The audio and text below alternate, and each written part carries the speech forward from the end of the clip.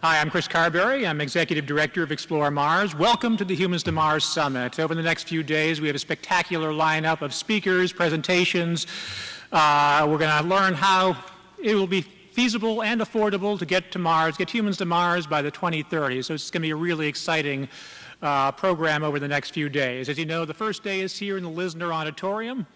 For tomorrow and Thursday, we're going to be switching over to the Betts Auditorium, which is just across the street in the Marvin Center.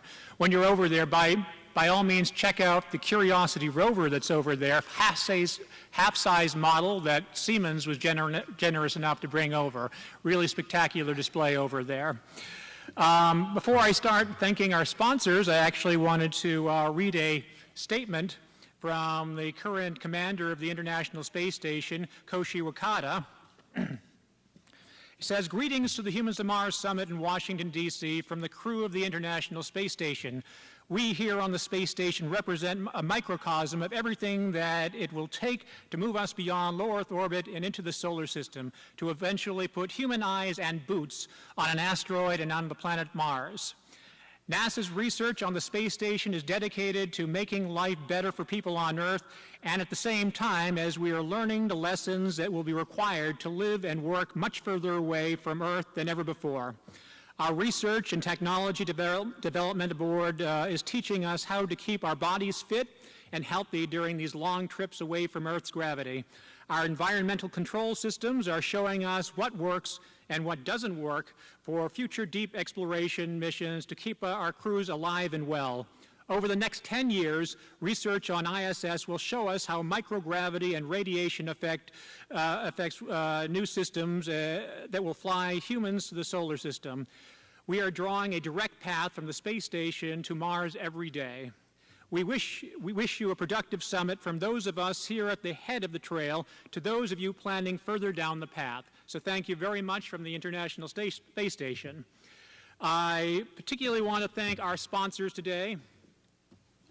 To our platinum sponsor, Boeing, our gold sponsor, Lockheed Martin, our silver sponsors, Aerojet Rocketdyne and Uwingu, to our bronze sponsors, ATK and Honeywell, to our SunTrust building reception sponsor, Google, to our CityView reception sponsor, Phillips & Company, to our supporter sponsor, Ball Aerospace, our media sponsor, SpaceRef, our friend sponsors, NScience and SpaceX.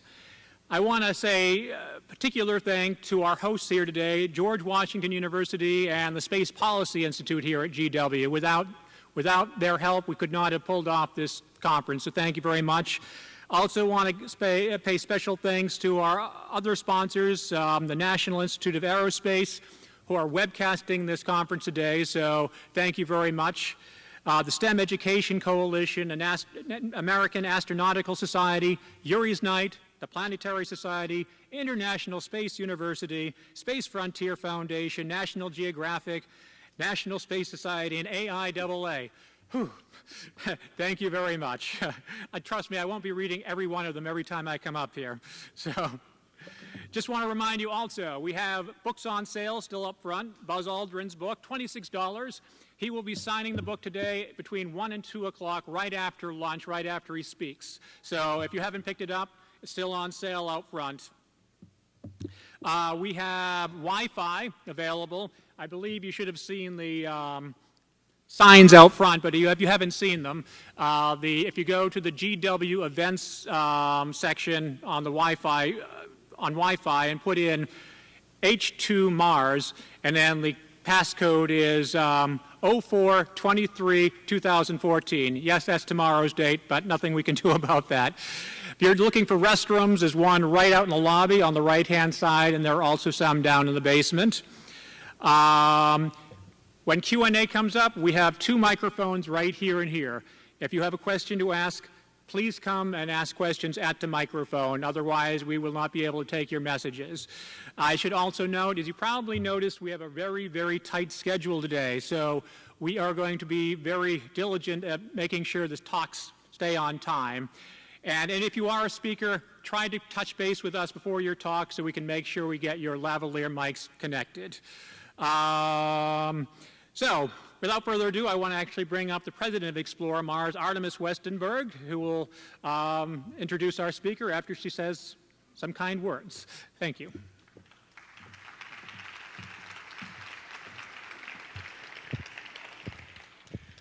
Thank you, Chris.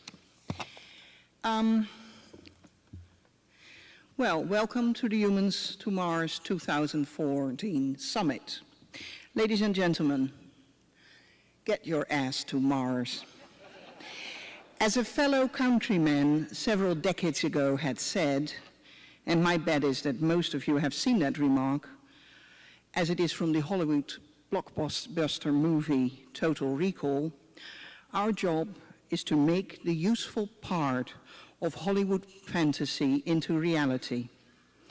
And how to do that technically and affordably is the subject of this summit. Last year's summit concluded that Mars is hard, but doable. In the meantime, an Affording Mars workshop was held, which presented its findings to Congress about 4 weeks ago. A little less long ago, last week even, I think it was, the NASA budget for 2014 was authorized by the subcommittee, and 2 of its members went on record stating that Mars is the goal for NASA's human spaceflight. This all points to ExploreMars' vision to Mars, in my opinion. We say Mars is feasible, affordable, and necessary. Well, the feasible, we agree that it is feasible, even if it is hard last year. The affordable, apparently, we are working very hard on, and that seems to be coming along nicely as well. And now we're getting to the necessary. Well, it's nice to know that your vision gets traction, but of course there's no reason to get complacent because there's still a lot of work to be done. I started with forceful words.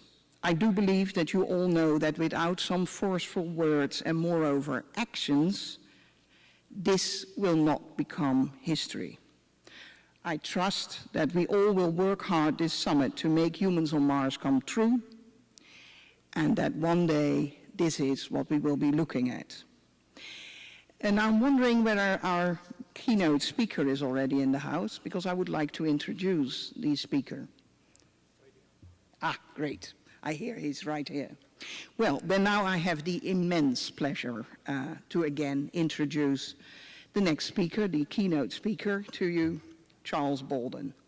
Last year I told you that General Charles Bolden works hard at getting humans to Mars because he wants to give his grandchildren a future in space. I stand by what I said last year, that if that is your motivator, that's such a powerful one that I believe that it's in very safe and capable hands, our future in space in his hands at the moment. This year, Charles was kind enough to give us a heads up what his keynote speech was about, as he had an announcement posted last Friday that he and other NASA leaders present at this Humans to Mars Summit will outline NASA's human spaceflight path to Mars. If you had that posted, Charles, to get on my good side, let me say it worked. It makes me impatient, though, to hear what you have to say, Charles, and I bet the whole audience is just as curious as I am.